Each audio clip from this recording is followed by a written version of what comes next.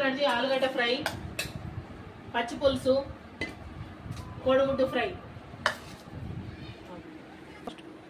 కూర వేసుకుందామండి. ఇగో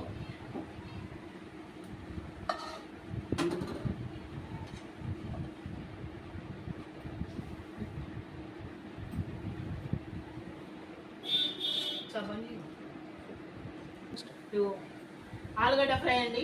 మంచి కొంచెం వేసుకుంటున్నాం ఆలుగడ్డ ఫ్రై. ఇగోండి వేడి వేడి రైసు, ఇగో చారు,